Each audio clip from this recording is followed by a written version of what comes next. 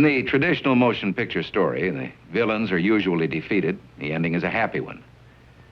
I can make no such promise for the picture you're about to watch. The story isn't over. You and the audience are part of the conflict.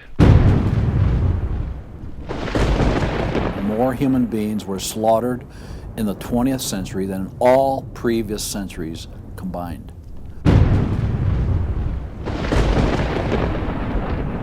We're talking a congressional record, 135 million dead.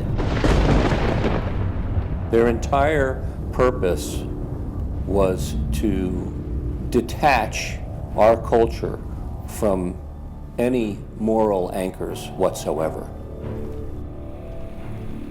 You look at the changes in America since 1960, perhaps. The whole culture's been transformed. They're coming out of the belief that the village should raise the child. The village means the government. They have deliberately destroyed the American family, understanding that's the foundational block that builds a society. We've come from Norman Rockwell's America to Hugh Hefner's America. If we lose the Judeo-Christian framework, we're lost forever. The left wants you to think that the cultural changes that have taken place in America since the 1960s have done nothing but progress us forward toward a brave new world. They look at what holds society together, they understand it, but they don't want that. They want change, and they will subvert and rot every good and decent thing we believe in because they have a vision for a new society, and that must mean the replacement of the old society. This film will show that the brave new world they seek is nothing more than the failed policies and ideologies of the communism that enslaved over a third of the world's population during the 20th century. It will show that most people on the left aren't communist, just the useful idiots Lenin spoke of, being used to promote a socialist agenda, which is the first and necessary step toward communism. They basically try to say that the state itself is ultimate, that there's nothing, no law higher than the state, and if there's no law higher than the state, there's no appeal against it. History has proven beyond any doubt that the free enterprise that freedom produces provides more for anyone willing to work than any other system. So why would the left still be pushing their socialist agenda on us? I mean, it's really just microwave communism. There's only two possibilities. They're either ignorant or they're evil. From my investigation over the last 2 years into what has caused America's drastic decline, I'm sorry to say the left won't be able to use the ignorant card. They've left too much evidence of their agenda in their books, articles, and speeches. No, America has an enemy that is getting very close to accomplishing its plan of destroying the greatest country in all world history. Once people figure it out, they're going to do what people everywhere do. They're going to start protesting, and they're going to start revolting. And when that happens, that's when the powers that be feel threatened, and they use the power that they have.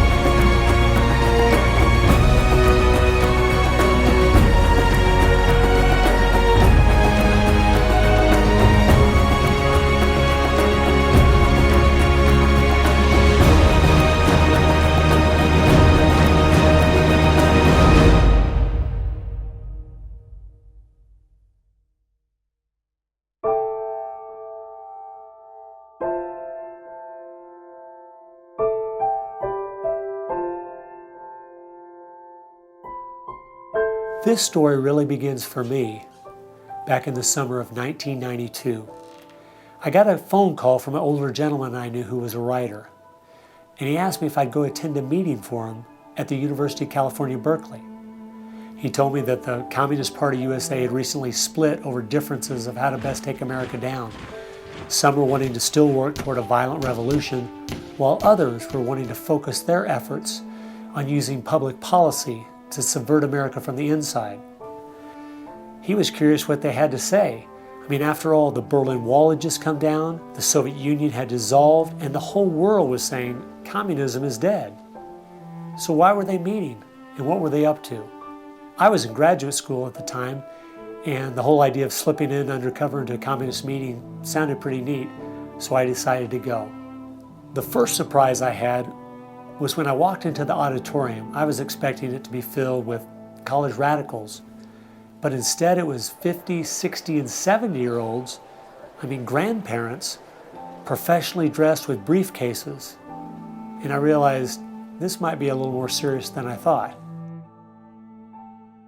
As the weekend unfolded, I listened carefully as they outlined their plan and agenda, and how they were going to infiltrate the institutions of America to influence us in the direction they wanted us to go.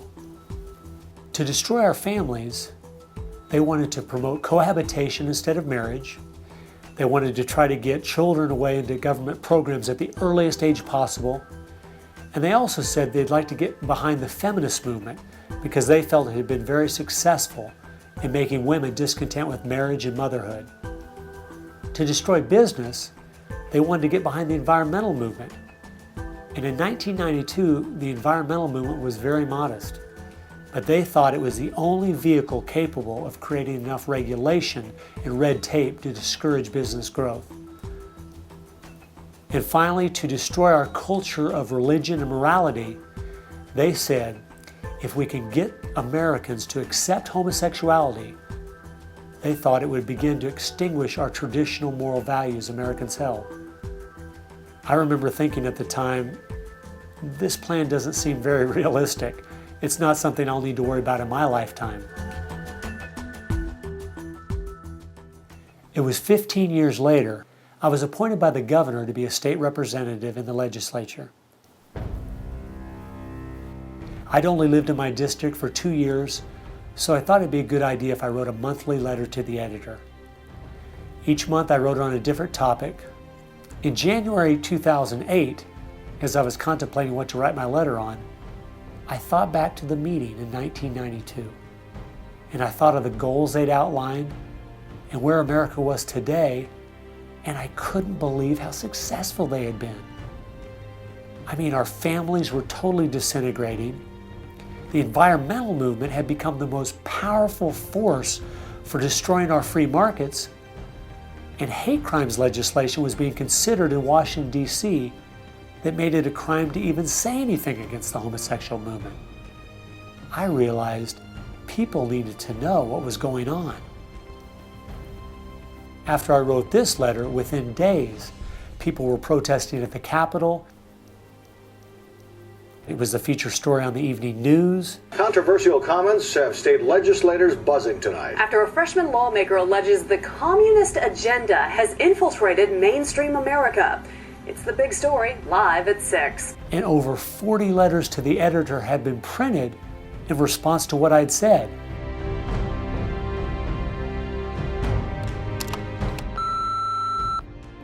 Hey, I just wanted to give you support on your newspaper article. Don't let them grind you down. Bye. I realized then I'd hit on something. One of the letters written in my defense stated that a book from 1958 had outlined a similar agenda. And this got my attention. The book was The Naked Communist by Cleon Skousen, who had been a former FBI agent. And inside the book, it documented 45 current communist goals from 1958. And as I slowly read through the list, seeing how specific their agenda had been to subvert us on the inside, I couldn't believe it.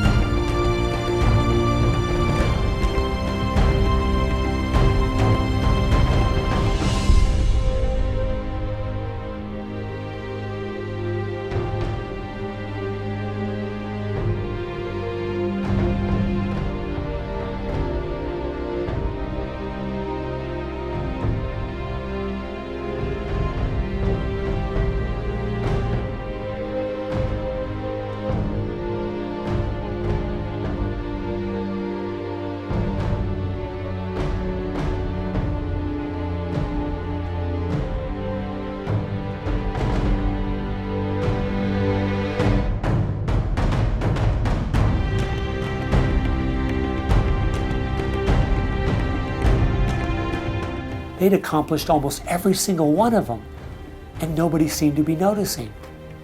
For at least the last 50 years, they'd been working actively behind the scenes, in the shadows, trying to move our people and our culture in a direction that was designed to destroy us.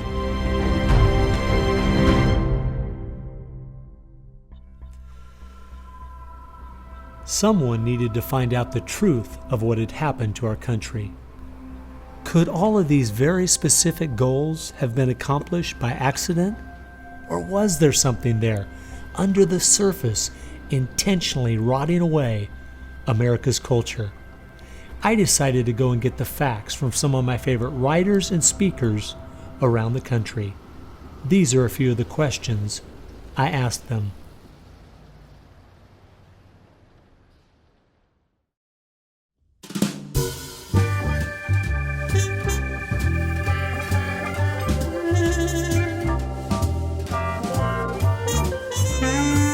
The common myth is that communism is dead, but there are more Communist Party members in the world today than there ever have been. One of the things the communists are doing worldwide is not using that name. And so what we have is people with some of the same ideas masquerading in the United States under a variety of names. They're even trying to get away from the word liberal to describe them, and they're trying to call themselves progressives. If you go to the American Communist Party website, all of the programs and policies they support are progressive. So progressives are anything from a hardcore liberal to a communist to a socialist. They all call themselves progressives, and they all have broadly the same values and work together. J. Edgar Hoover is called the masters of deceit. And a good magician raves one hand in the air while he's doing his dirty work with the other hand. And while everybody's saying communism has died, they moved through much of Africa. Communism is resurgent in South Africa. Into South and Central America. Right now, 6 countries in Latin America are now communistic. We have communist China, we have Cuba, North Korea, we have Vietnam. It still dominates behind the scene in Russia. It's still very strong in Eastern Europe. It is strong in the EU. It is strong in virtually every country in the world. Whittaker Chambers said, communism succeeds because most people that promote communist causes are not communist. The useful idiots, that Lenin called them, it gives it an air of legitimacy it would never have if it was identified with communists and communism. So why has it been so easy for them to get people on the left who aren't communists to push forward their agenda? Once I looked at the political scale, it all started to make sense. On the far left, you have 100% government, and on the far right, zero government. Anarchy is no government and doesn't make sense at all. On the far left, you have socialism, communism, and Nazism, all systems that have a socialist form of government with only slight variances between them. Traditionally, Republicans were slightly to the right of center, and Democrats were slightly to the left.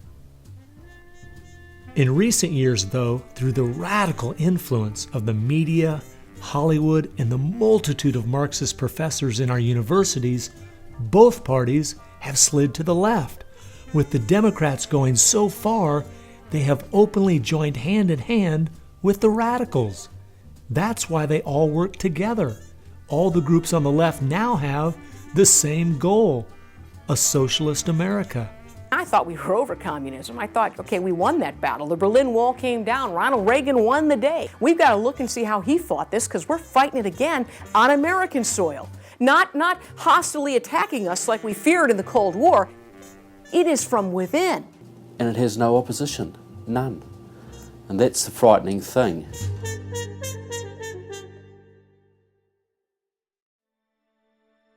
I think it's pretty clear to see communism isn't dead. They now disguise it by calling it different names, but the ideas behind it are alive and well. Almost 1.5 billion people still live in openly communistic countries. But unfortunately, most of us in America who are under the age of 50 have no idea what communism means to the people who live under it. So my next question was, what's so bad about communism? Communism is so evil. It's a completely tyrannical system. The whole history of communism is one of mass murder. Tens of millions of people brutally murdered by the communists. The mass murder of more people in times of peace in all the wars of history combined. Each of those countries where they have taken control, millions have been murdered. When you're asking for what is the legacy of Marxism, it is the greatest killing machine in all of human history. We're talking a congressional record, 135 million dead due to communism. I think the real number is probably, when you add in abortions, over 500 million. The rulers lived rather well, and at the same time you had all kinds of people who were enslaved, put in prison, oppressed, so you had really the opposite of what they claimed was going to be the result of their revolutionary activities. You would think that if the 20th century was the most murderous of centuries, everyone would say, let's find out why. And the truth is, you can't even ask the question. It is verboten to ask the question because the ideas that brought about that mass murder are still being taught in our public schools today. I think one of the reasons this has happened is because there's so much confusion surrounding the word communism. Technically speaking, communism is simply the final phase and goal of socialism. And socialism is best described by two words: big government. Government controls almost everything, and they use this power to take things by force from one person and give it to another. The liberals in America sincerely believe that this isn't evil at all. It is what will finally make things fair and just. There's only one problem that pulls some of us away from this wonderful utopian vision: history. From history we see that whether it was Hitler's National Socialism or Stalin's Soviet Socialism, socialism by whatever name and in all its forms is the ultimate evil. Sooner or later, it destroys everything in its path: law, morality, family, prosperity, productivity, education, incentive, and finally life itself. The problem with socialism is that it creates the conditions for a Stalin or a Hitler to come to power.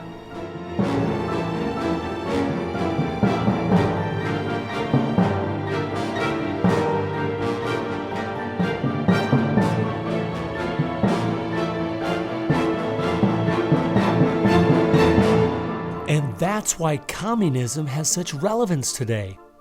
It's the final destination on the road we're traveling.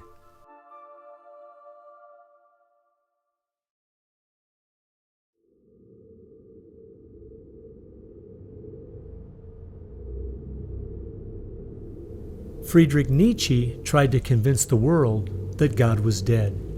Charles Darwin tried to prove that humans are simply part of the animal kingdom. And Karl Marx realized that the philosophies of Nietzsche and Darwin would legitimize his own philosophy of communism.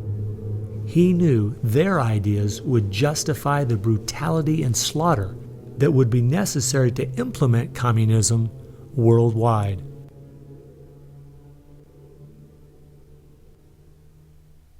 It was in March of 1883, Karl Marx, the father of modern-day communism, died. The assumption that communism would die with him was a logical one, since only 9 people attended his funeral.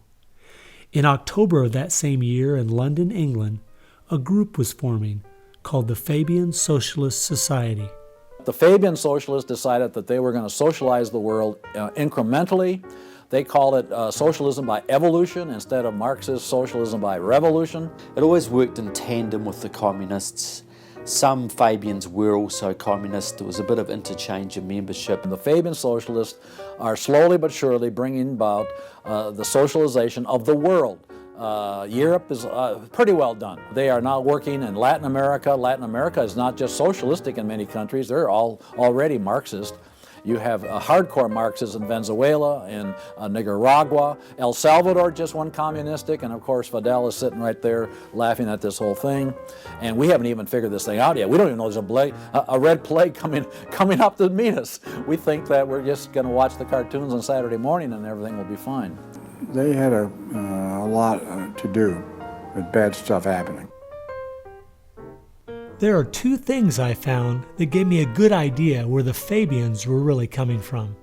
First of all, their symbol was a wolf in sheep's clothing. And secondly, George Bernard Shaw, who was a leader in the Fabians for almost 50 years, said, quote, "I am a communist, but not a member of the Communist Party. Stalin is a first-rate Fabian. I am one of the founders of Fabianism, and as such, very friendly to Russia," unquote. Fabians eventually begat the Students for Democratic Society, which begat the Weather Underground, which begat basically the social changes that have happened in America in the last 40 years. Many of the SDS members from the 1960s still have an incredible influence on the direction our country is heading. One is the Reverend Jim Wallace, who was president of SDS when he was a student at Michigan State University. And yet today, he is the spiritual advisor to the President of the United States. They've been friends for many years. They go back to Chicago and the Chicago politics crowd. And during the Vietnam War, he was rooting for the Viet Cong to beat the United States Army. And when they did, he just couldn't believe it. He said it was one of the happiest days in his life. And another leader in the Students for a Democratic Society and founder of the Weather Underground is William Ayers, who has been a longtime friend and neighbor of President Obama. It came out in 2009 that Obama's book, Dreams from My Father, was even written by Ayers. So the influence from the Fabian Socialist Society goes right into the White House.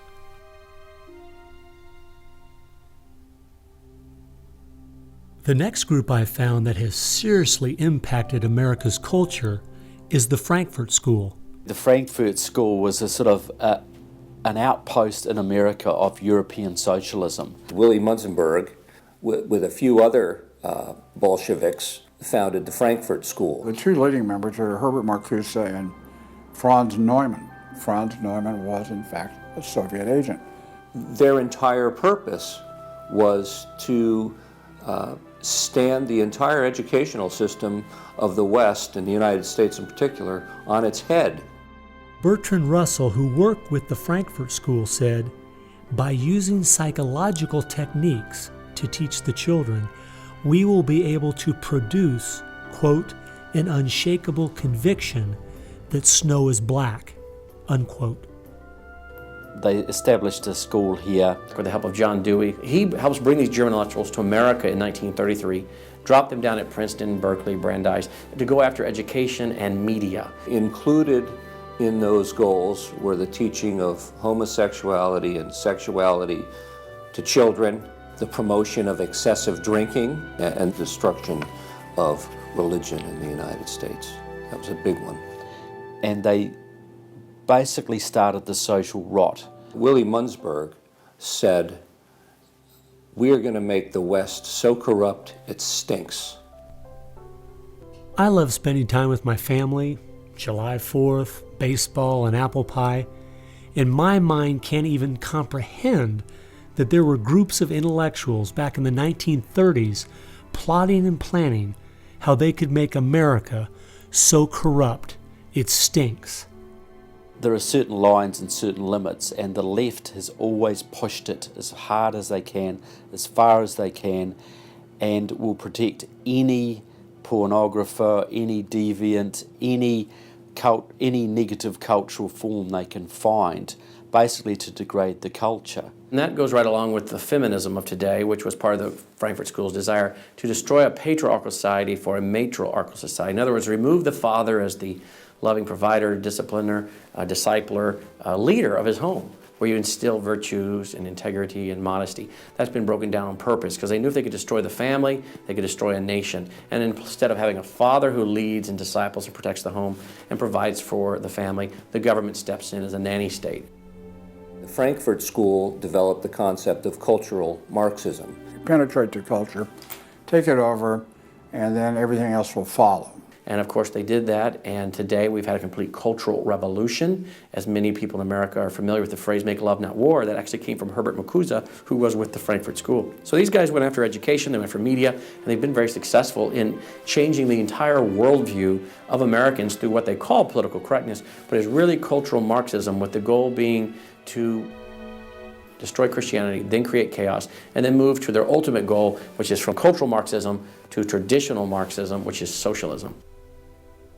Most of the strategy to remake America from within started with Antonio Gramsci, who wrote over 2,000 pages back in the 1930s outlining how to take a Judeo-Christian culture down from the inside.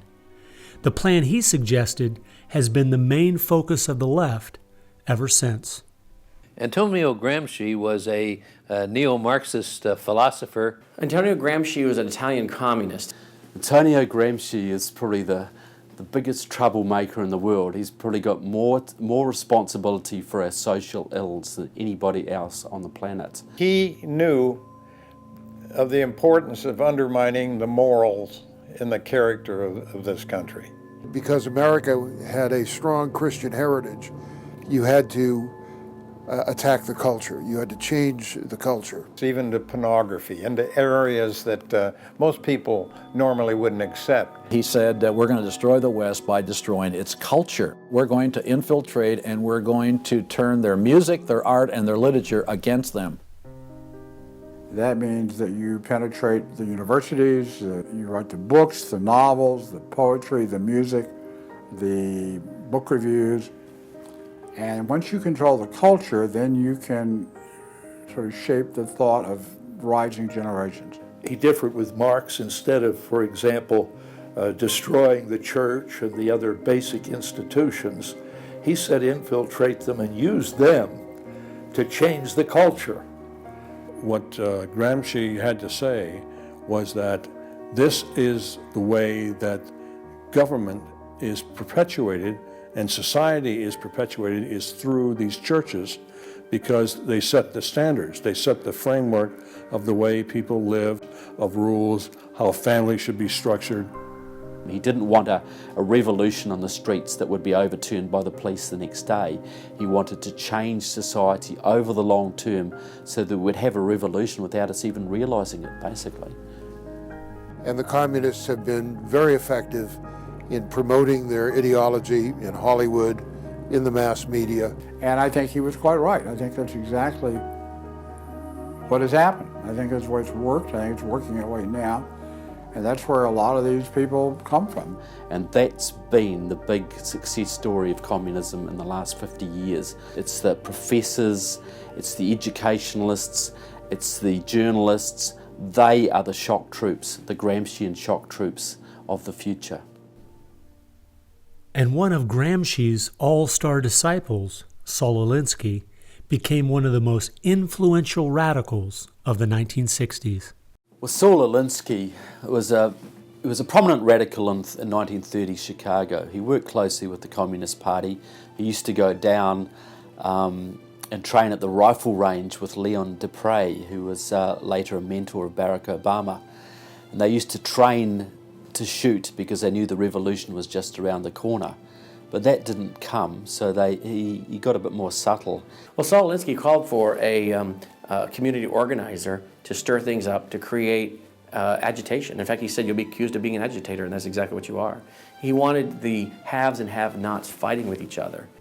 It wasn't until I was watching an old film from World War II that I realized what the left has been doing in America to pit the poor against the rich, blacks against whites and the young against the old, is the same tactic Hitler used to disunify Germany. You see, they knew that they were not strong enough to conquer a unified country. So they split Germany into small groups. They used prejudice as a practical weapon to cripple the nation. Remember that when you hear this kind of talk. Somebody is going to get something out of it, and it isn't going to be you. And they use the conflict as justification for more government to stop the chaos. So they create the chaos, and then they step in as a solution to the chaos. And as Francis Schaeffer said, once this chaos comes, most people will willingly give over to an authoritarianism because they don't want the chaos. His book was kind of the field manual, if you will, for these activist organizations. Which President Obama studied and taught at a workshop for 4 years in Chicago as a community organizer for ACORN. As I was reading through Rules for Radicals to see where he was coming from, I just happened to take a look at the dedication in the front of the book. And this is what I saw. Quote, "Lest we forget at least an over-the-shoulder acknowledgement to the very first radical, the first radical known to man who rebelled against the establishment and did it so effectively that he at least won his own kingdom, Lucifer," unquote. Saul Alinsky from Antonio Gramsci has had an incredible amount of influence on our president and on our society, and he dedicates his book openly to Lucifer, Satan. I think that says more about where their ideas and plans are based than anything else. You asked what Saul Alinsky's impact is on the leftist movement today, and it basically defines it. It defines it. Saul Alinsky took the best of Gramsci and the best of the Fabian socialist ideas, combined, repackaged, and sold them to the 60s radicals. After studying Alinsky, Richard Cloward and his wife, Frances Fox Piven, came up with what is today known as the Cloward-Piven strategy. Now, their idea was basically that to destroy society or destroy capitalism per se, they needed to overload the system. The idea was to get everybody you possibly could on welfare, to get everybody you possibly could basically milking the system in some way or another.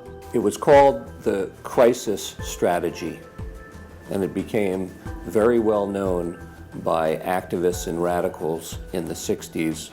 They published an article in the May 1966 issue of Nation magazine called The Weight of the Poor, in which they outlined their strategy. Rathke read that article, and Rathke ended up starting what we now know today as ACORN.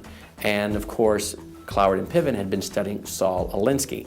So Antonio Gramsci gives us Saul Alinsky. Saul Alinsky gives us the Cloward-Piven strategy, this husband and wife that said, hey, let's collapse the American economy by implementing so many entitlements, so much of a welfare state at collapse. Rathke studied the Cloward-Piven strategy. He starts ACORN. And of course, ACORN gave us Obama. And to show what a small world it is, Wade Rathke, who started ACORN, was the draft resistance organizer for SDS, the group the Fabians started.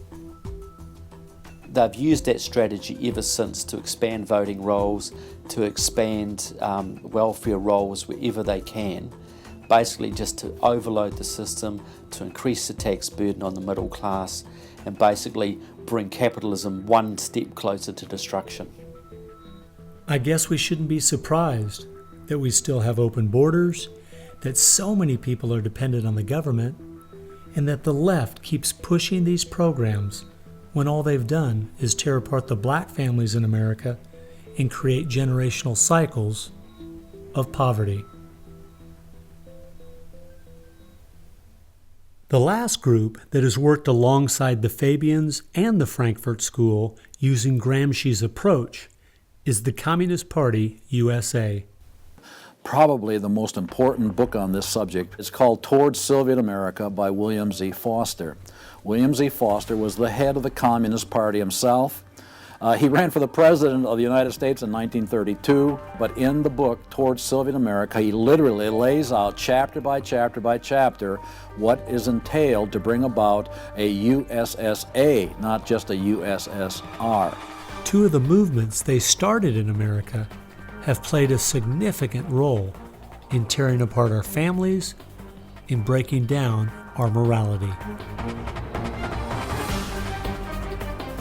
Betty Friedan is credited with really starting the feminist movement in this country. The purpose really was to attack full-time homemakers, to get them out of the home, to make them think they live dreary lives, to make women feel they are victims.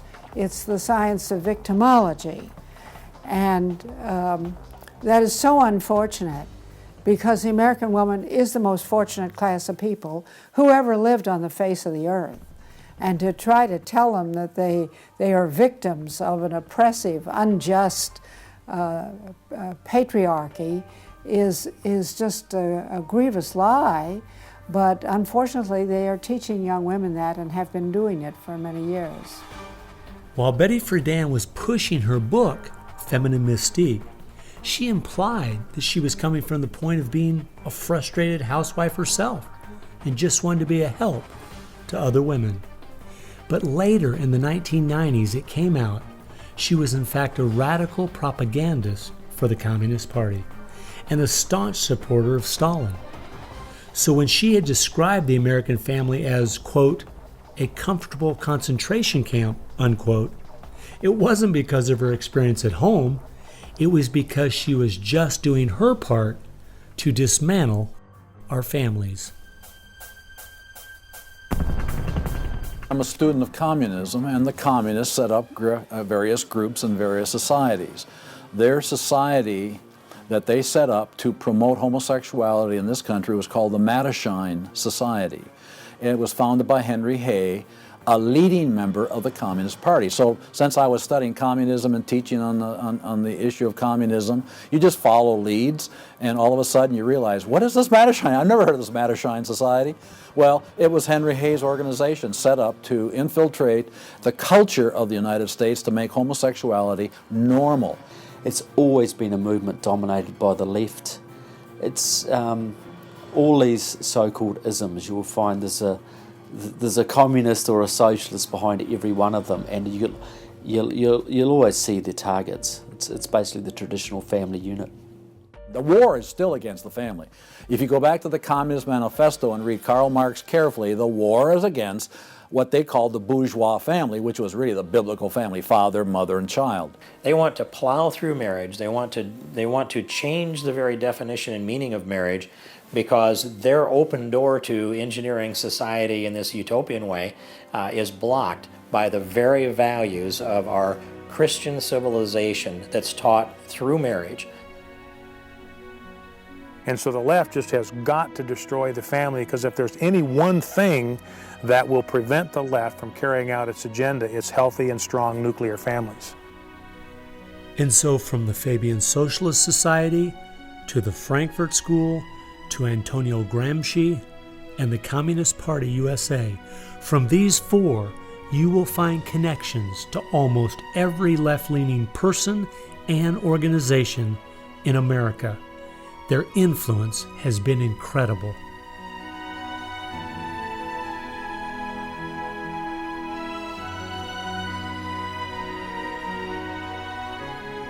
It was in the 1960s all the groups on the left seemed to realize Antonio Gramsci was right. In a Judeo-Christian society, you will never be able to persuade people to rise up in a Marxist revolution and start killing each other off. The only way to take the culture down is through penetrating the institutions of influence to change the people from within.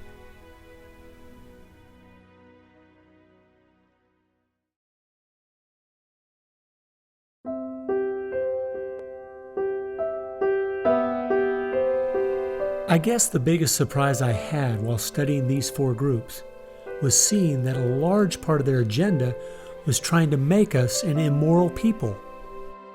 The communists knew in the 1930s and since that time, And the leftists know today that if you can break down the cultural traditions, the basic rules of morality, then it's much easier to move people in different directions that are counter to the good of society. They recognize that it's all part of the same fabric.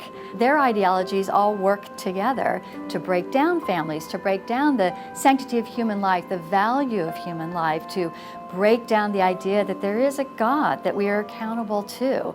They essentially are validating the Judeo-Christian worldview by the very things they attack.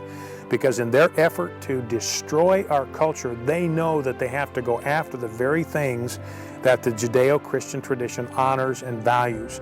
Morality, belief in God, faith, the importance of family, the sanctity of life, the sanctity of marriage. It's amazing our enemies could see our morality was our greatest strength, and yet so many Americans don't seem to get it. Morality is simply having the character to do what you should do instead of what you have the freedom to do. And that's the only way freedom works. A people cannot be given freedom without morality, or they will self-destruct. And that's what we see happening in America today. The bottom line is freedom and free enterprise are simply fruit on the tree of morality. Our founding fathers clearly understood this principle, and so do our enemies.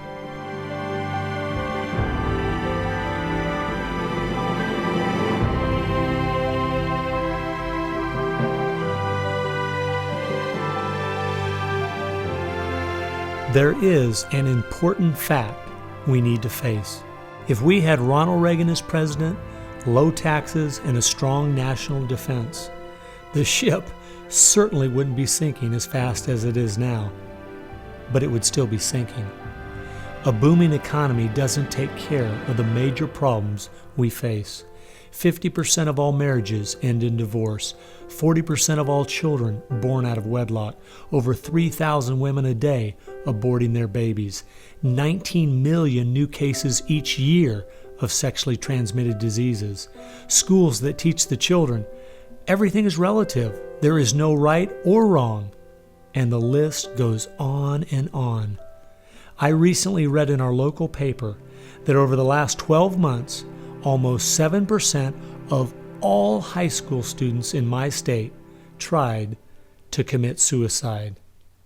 Our society is falling apart, whether we want to admit it or not.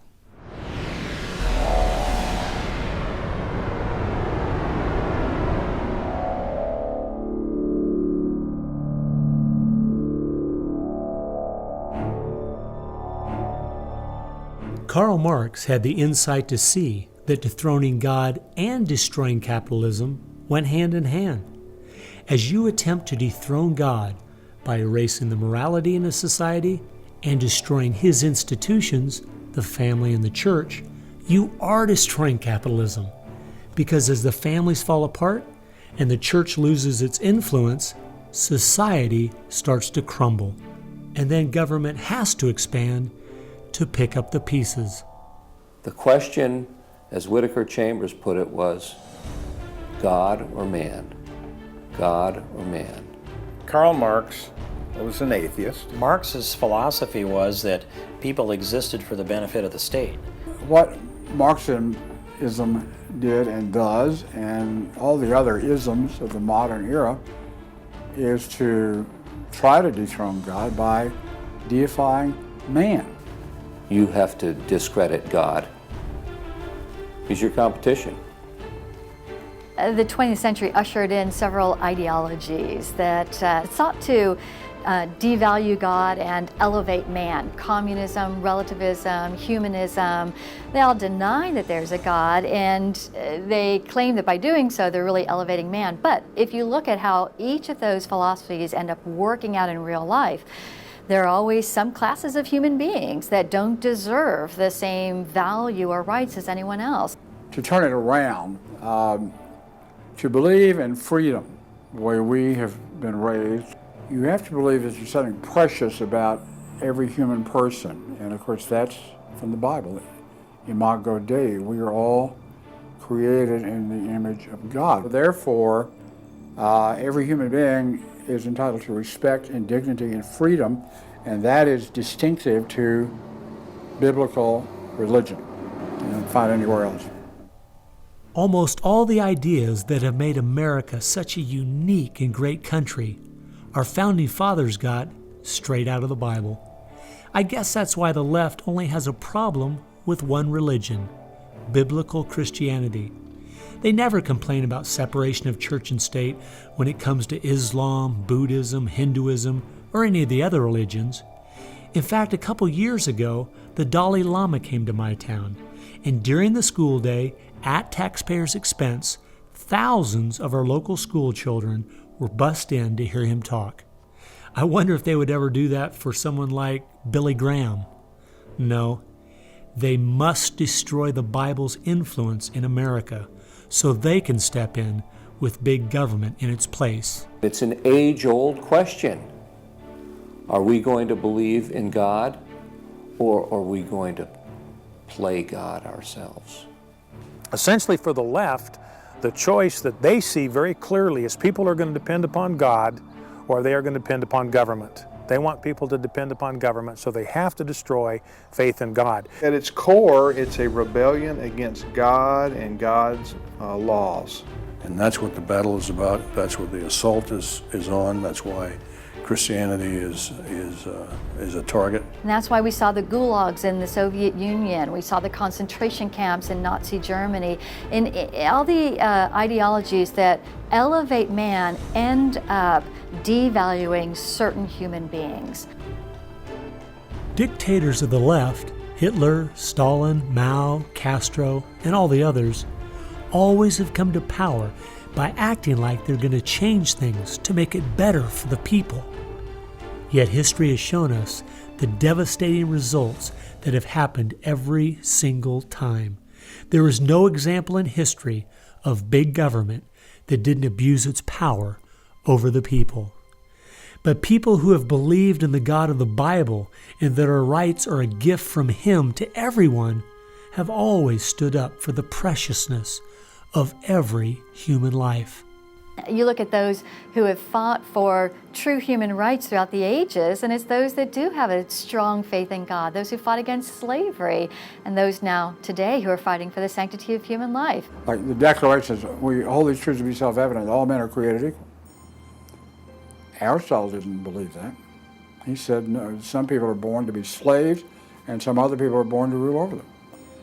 And the reason that you and I know different, and it's not because we're smarter than Aristotle, he was a smart man. But we have something he didn't have. We have the Bible. And so, therefore, that's where we get these ideas. And from pagan antiquity or neo-paganism or all the modernisms, you get the opposite. After studying this topic for the last 2 years and reading literally hundreds of their books and articles and speeches, I've come to the conclusion, whether the left knows it or not, their plans and goals can all be summed up very simply. They are at war with God. A people that are moral and believe their rights come from God would not only never want what they're selling, but would also never need it. And they know that.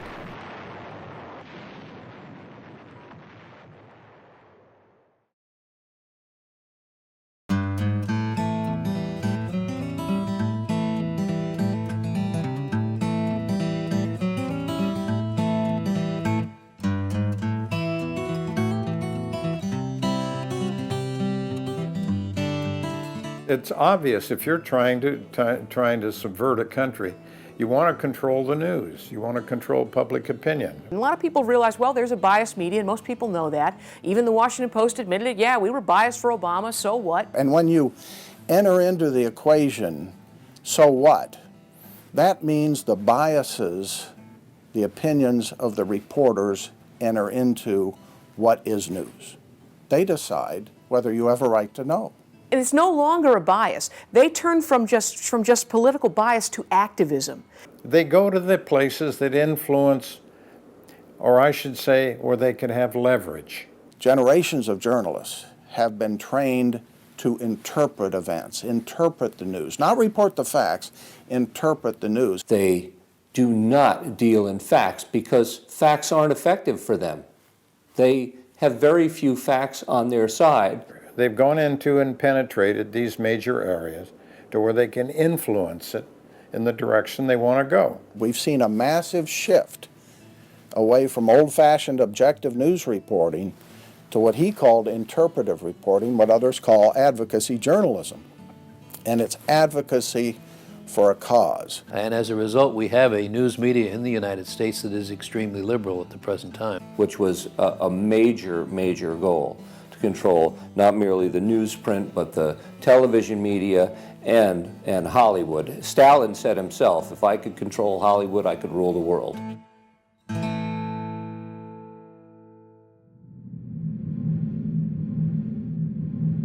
Children are always the first targets of anybody trying to bring down a system.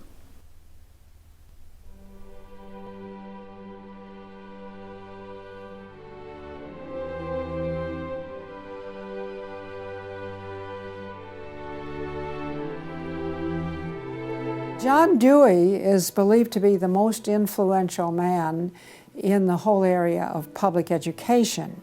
He went to Russia in 1928 to help study the Karl Marx way of education and bring it back to America. Dewey was an atheist. He was a socialist, a humanist. He was part of the Socialist Society in America, helped found that. What he believed in was that education should socialize the child to make him a willing tool of the state. It might be surprising to some that the man who is still idolized as the father of public education in America is the very man who did everything in his power to dumb down our children so that they would willingly accept his vision of a socialist America. It started with Dewey in the early 1900s. It expanded, really expanded since the 1960s. The hard left gets control of the teachers' unions and the training colleges.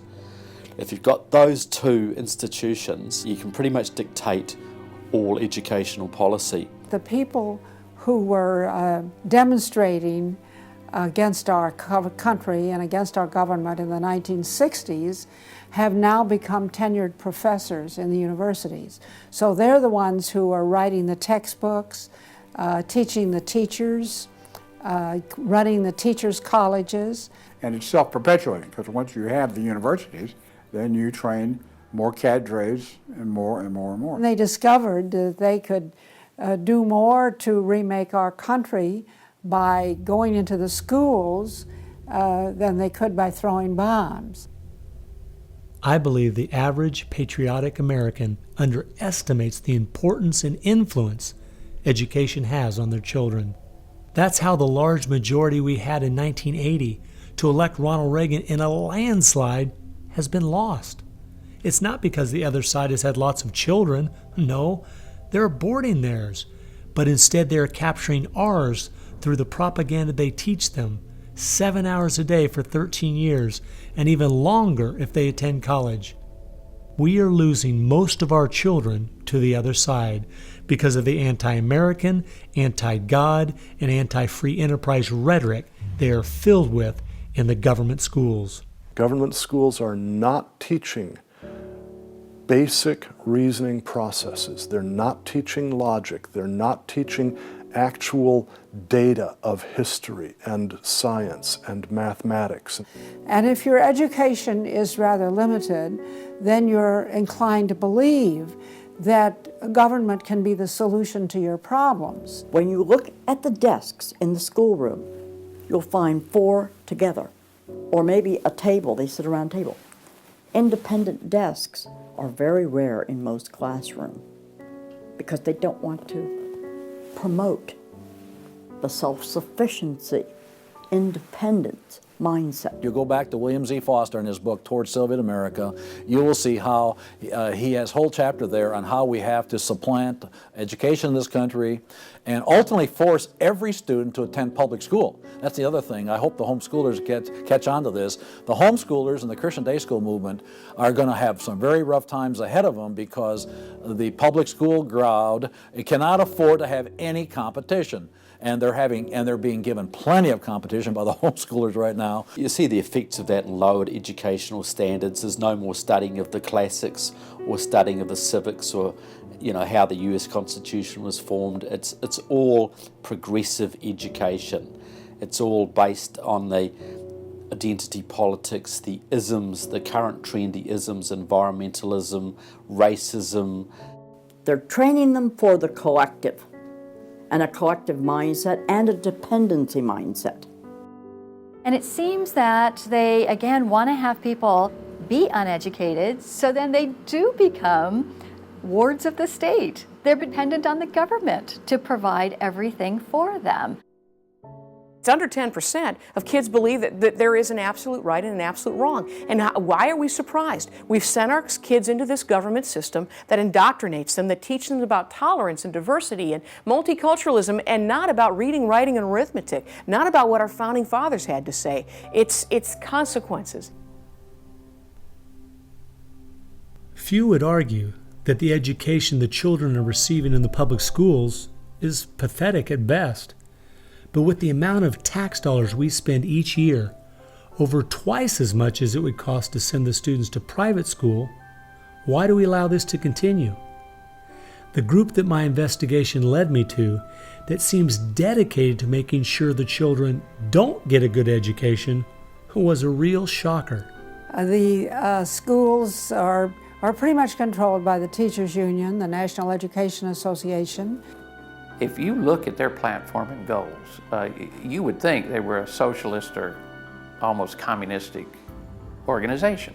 They are for the entire feminist agenda, starting with abortion on demand, tax-funded abortions.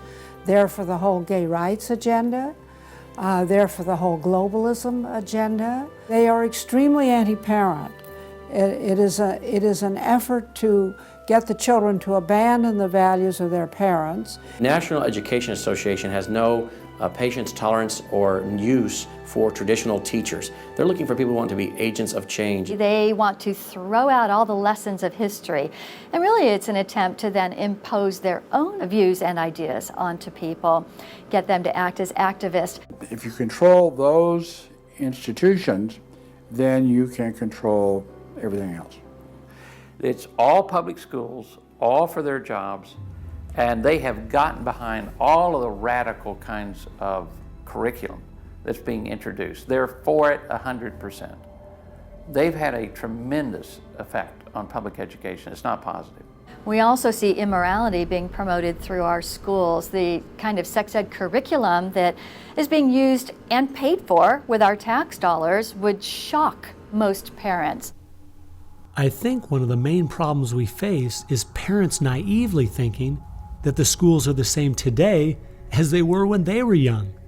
They don't realize there is a battle going on in this country for the hearts and minds of our children. The game is between 15 and 25 years of age. That's the whole game. If you're over 25, the chances are they're going to put a few pennies towards you to corrupt you, but their game right now is to corrupt the 15 to 25-year-olds or less.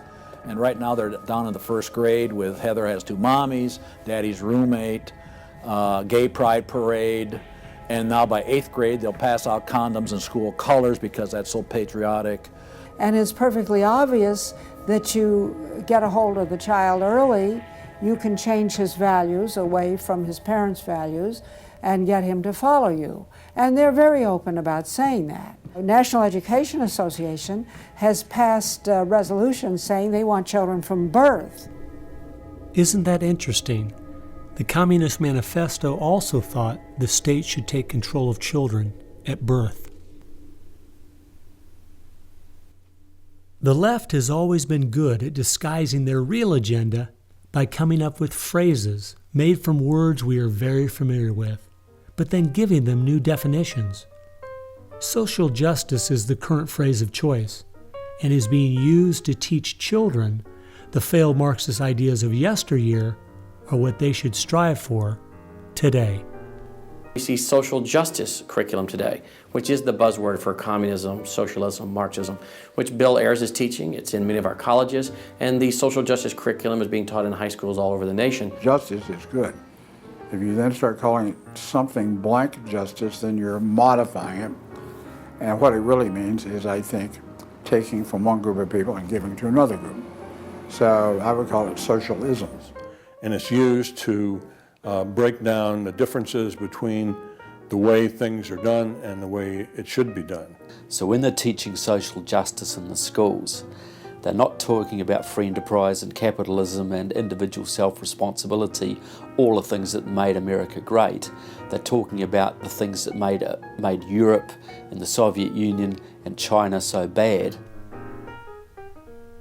The longer we allow our schools to teach the children that America has so many faults it's not worth saving, instead of the fact that even with its faults, it is the greatest country that has ever existed, the less chance we have of ever turning our people back from the dead-end road we're currently on, a road that promises to give us a perfect world if we'll only give up our sovereignty and our freedom.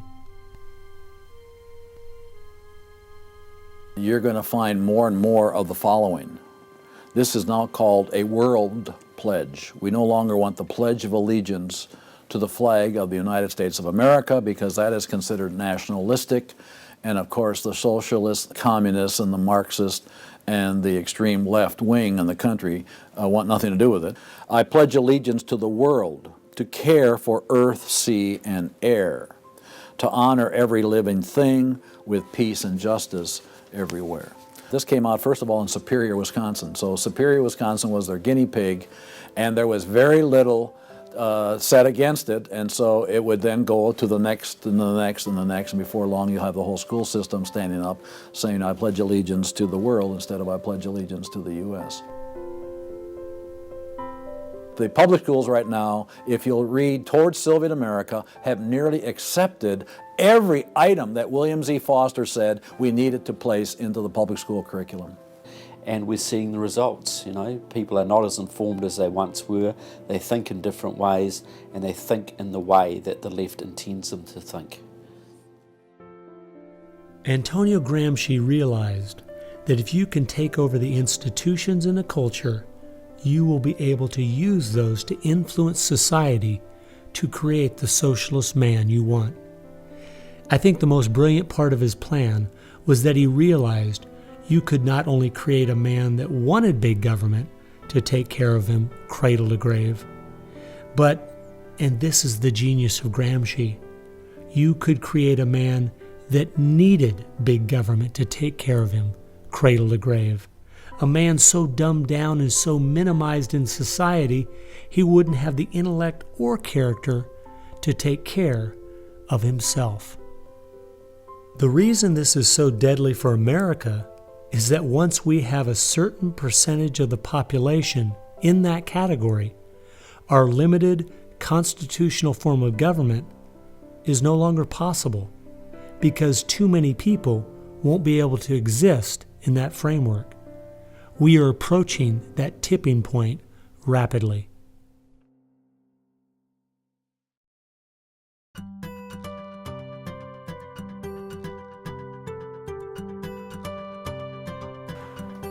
If you can persuade people that government should be in control of the distribution and use of energy, you can persuade them, or rather, you have persuaded them of the necessary and sufficient condition for government control of the most intimate aspects of our lives.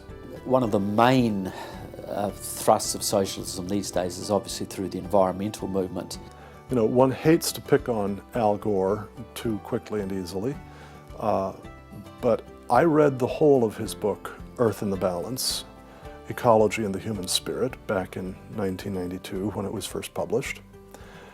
And if you know anything about the history of political philosophy You read the last chapter in that called A Global Marshall Plan, and you understand that there is no way to implement what Al Gore was calling for in 1992 in that book, except by means of totalitarian world government.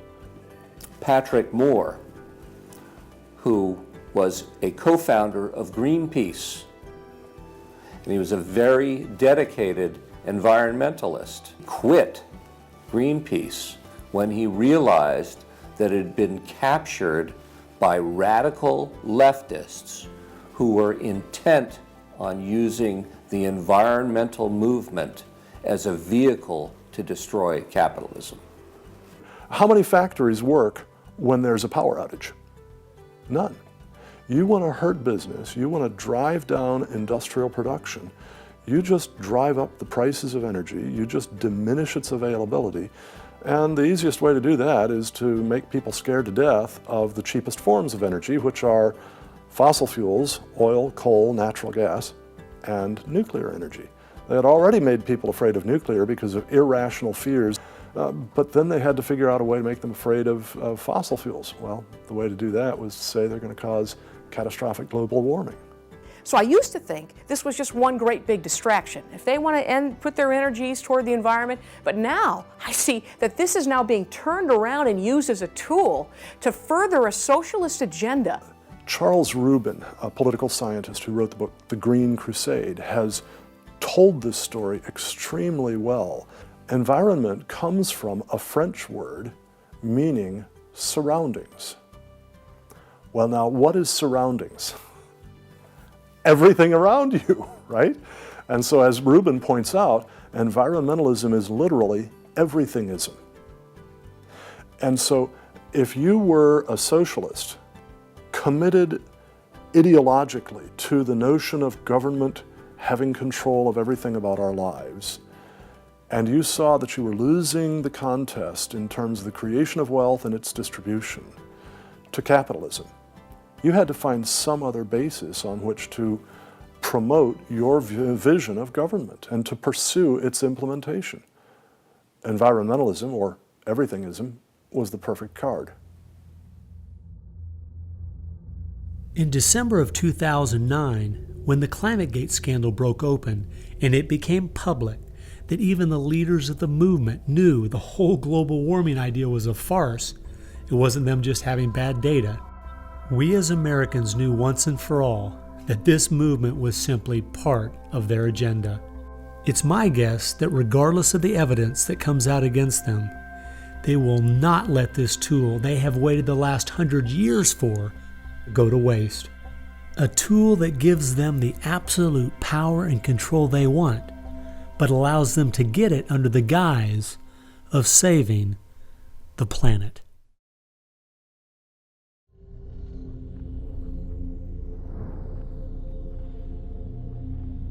He was born of left-wing parents. He was mentored as a young man by a Communist Party member called Frank Marshall Davis. Now, Davis joined the Communist Party in Chicago, and he was very well connected there. So young Obama eventually wound up in Chicago, and he started working with the very same people that had been working with his friend Frank Marshall Davis. All of his associations have been with people that are way left of center, hardcore left. And he's doing nothing more than what is predictable based upon that background. The nicest word for his agenda is a socialist agenda, and we could go on down the line of the other descriptors of the types of an economy and a society that he's building. He's all the things that Gramsci wanted to use for social change. Yeah, he's the epitome of the movement. If you think there's no way that so few could be so effective, consider this. When the Communist Party USA split in 1992, the group that formed was the Committees of Correspondence, and it was their meeting I attended that summer at Berkeley. As I started researching that group, I saw that many of the same people who started or have worked with the Committees of Correspondence and its sister organizations were the same people who were involved with President Obama's campaign and administration. I found file after file on Trevor Loudon's website documenting with footnotes and photographs these connections. The radical left has been so successful, they have persuaded the American people to put one of their own in the White House. Socialism and Marxism go together like Mary and Mary's little lamb. The general populace knows very little about what the socialists are up to. If you're going to find socialism, you're going to find the hardcore communists right behind it. One of the main avenues has been through what they call the Congressional Progressive Caucus. 20% of the US Congress are members of this organisation. They have chairmanships of most of the major House committees and are easily the single most powerful bloc in the US Congress. And virtually all of them are tied to either Democratic Socialists of America, the Communist Party USA, or other radical organisations. We're literally at this very time watching what's transpiring and has been going on from the Fabian socialist point of view from 1883 to the present. So these guys don't give up. And they're going at a breakneck speed because they know they've got an opportunity now to change America in a way that can never be changed back. And they're going for broke. The Bolsheviks, they're just waiting in the woods and they're just smiling like you can't believe. You just read the Communist Party USA blog and they just can't believe their good fortune. Every time they turn around, they just can't believe this is happening. They're like me. I'm a Christian conservative and I can't believe they've been so successful in doing this. The left has started multitudes of foundations and nonprofit organizations, many of which are using our tax dollars to grind America down.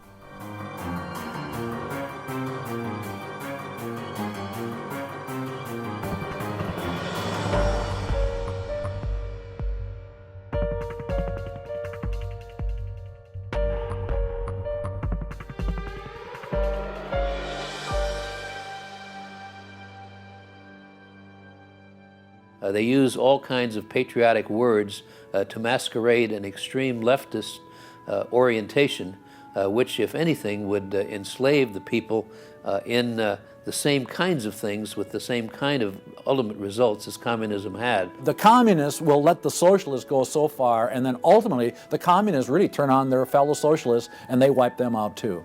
And their attitude, I think, is really probably pretty close. They figure, look, if these socialists betrayed their own country, the chances are, once we get in power, they'll betray us too. So they'll figure, let's just rub them out right now. And at a given point, you'll see in the history of communism that they've been very effective in rubbing out their fellow socialists who brought about their socialism before the Bolsheviks and the hardcore communists with a capital C took them over. One thing we do really have to recognize is this is a domestic enemy. This is not just people with different ideas. These are not just nice folks who have funny, silly ideas that they will eventually figure out are just not very mature. No, these people are dangerous, dangerous enemies, and they are intent on overthrowing this country and imposing a socialist system that will mean extreme hardship for the vast majority of people in this country. That's true with them constantly seeking to re-engineer society so they reach this level of utopian perfection. Where we, on the other side, we advance the idea that this is about the cause of freedom, and if it hadn't been for Jesus Christ, there never would have been a United States of America, because the inspiration for freedom drove our founding fathers. They were informed by their faith, and I believe guided by the hand of God.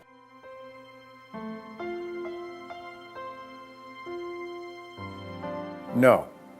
No. Perhaps treacherously close. It is never over until it's over. When the fat lady sings, isn't that the slogan? And when the fat lady sings, it's over. Now, she might be clearing her throat. We saw the great country of Germany in the 1920s brought to its knees. Hitler came into power and destroyed the country.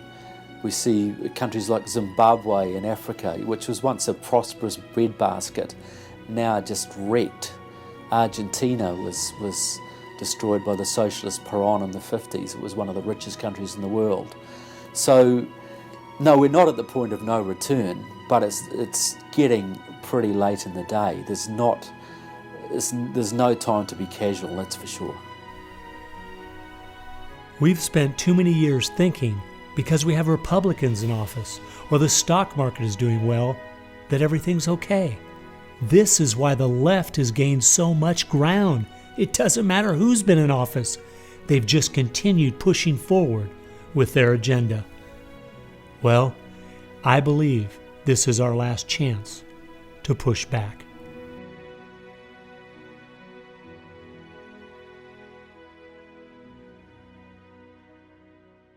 If people are looking for something to do, we have our work cut out for us. I believe one of the things that we can do that will have a profound impact in changing America is praying.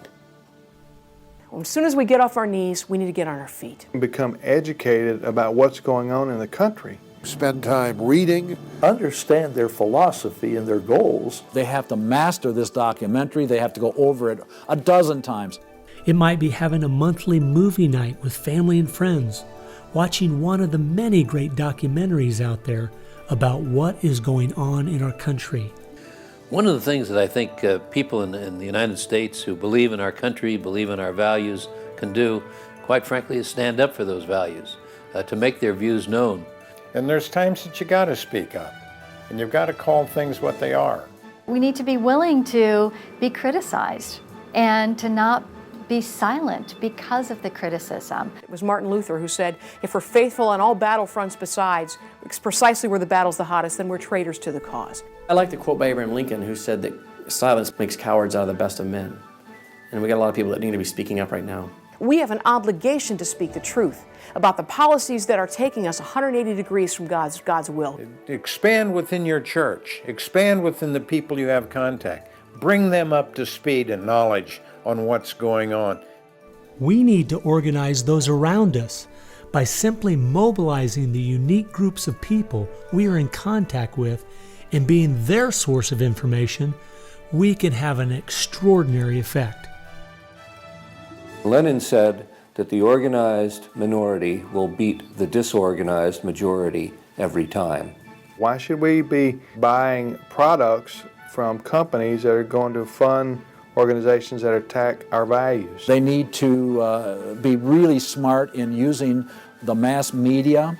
They might want to blog. Using the power of YouTube and that sort of thing to educate as many people as possible. A good YouTube video can reach millions of people. And if Susan Boyle can do it, why can't we? If you do the right kinds of things on YouTube that are creative and do them frequently, you can drive a message through society, influencing millions at almost no cost.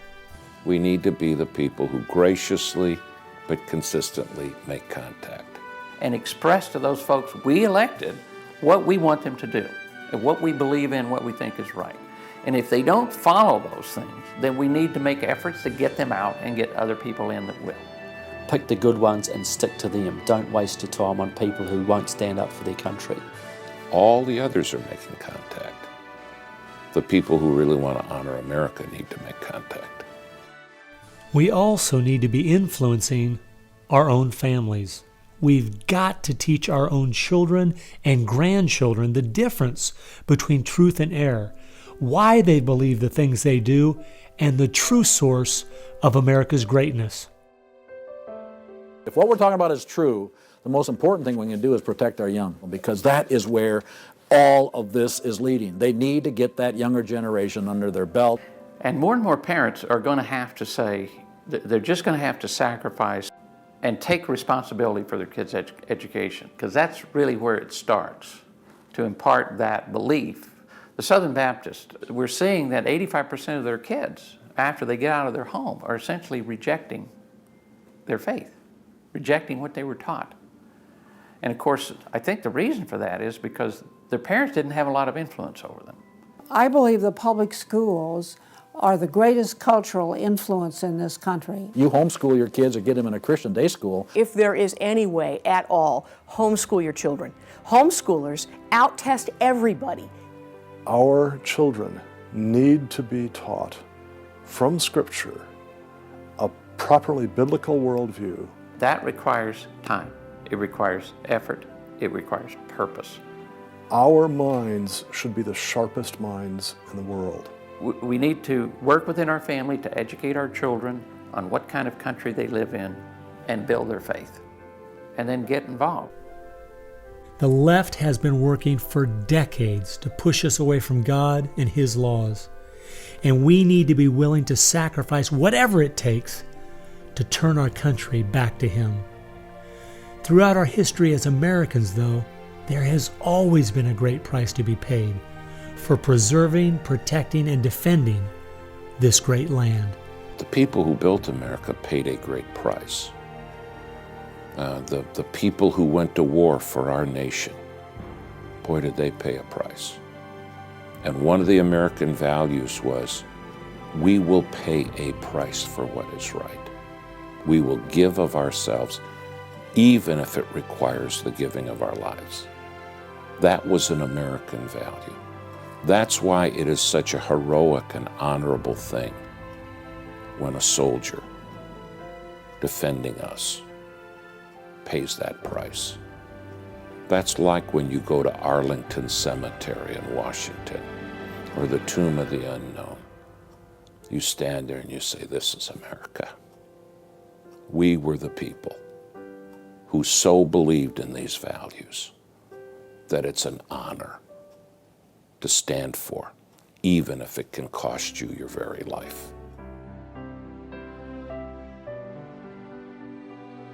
One thing I think we do need to remember, though, is that as we look at those we consider to be heroes in the past, they weren't people who just went along with the status quo. They weren't people who were just saying what was accepted at that time in history. They were people who were rising up above the evil that was being committed in their culture at that time. That's why they were heroes, because they weren't like everyone else. Never, ever lose sight of the power of one individual American. They can have an unbelievable magnifying effect just by the very fact they make up their mind to do so. The hope is in this, as Francis Schaeffer said, that as the dull ache of the human soul can no longer be filled with material prosperity, people are going to turn to spiritualism, whether it be pagan spirituality or biblical Christianity. We know, according to the Denver Post, June of 2008, pagan spirituality is doubling in America every 18 months. So we better get out there, because I'll tell you, pagan spirituality and Christianity will both get you to God, but one will get you there as your judge, as your Savior. If we humble ourselves, we fall to our knees, if we seek His face, we pray, and we turn from our wicked ways, then we have a chance for God to hear from heaven, to forgive our sins, and heal our land. And if we are being judged, then we need to use this as an opportunity to show people that this judgment in this life is nothing compared to the judgment that's to come, that's eternal, and really make them understand the importance of fleeing God's wrath by accepting Him, repenting of their sins through faith and repentance. I believe that's the only chance, the only hope we have as a nation. Hope is not found in rhetoric. Hope is found in God, the God of creation. And you know what? Our founders were in covenant with that God. You need a dedicated, informed, praying Christian making things happen and being determined to do so.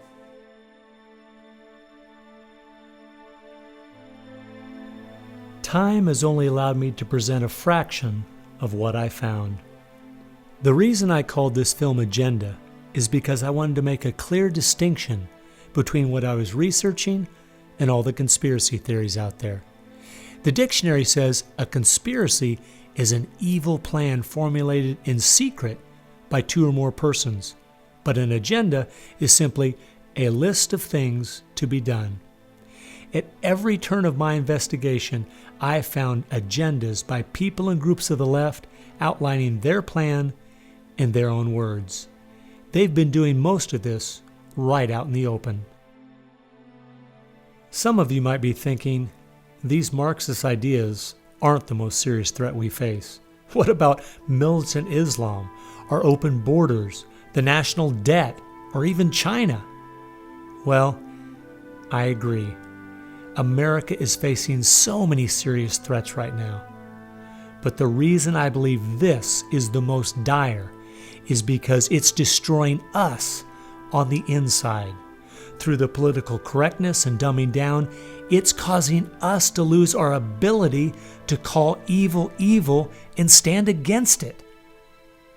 I fear for our country. If we go along business as usual, not informed, not aware of what's going on, then the very small minority that have a plan and are great at organizing the uninformed and misguided will make sure their plan is carried out. I hope you realize it won't just be your children and grandchildren that pay the horrific price of living in the society they're trying to create. No, it will be far worse than that. Every time a civilization goes down or a country goes down militarily or economically, somebody else fills the gap. Now, if you look around the world now, it's going to be China, which is massively arming. You've got Russia, which is becoming increasingly belligerent. You've got the radical Islamic world, which works hand in glove with the Russians and the Chinese all the time. You've got a virtually red Latin America. You've got a neutral socialist Europe. So America hasn't got a lot of friends left in the world. Now, that's just not going to affect America. That's going to affect every single remaining country in the free world. Who's going to stand up to China if America doesn't? Who's going to stand up to the Russians? Is Europe going to do it? Australia, New Zealand, Canada? Not a chance. If America, and this is the point I think Americans need to comprehend, if America goes down economically, it will go down militarily. If America goes down militarily, we all go down. The free world is finished, and it'll be finished for a very, very long time.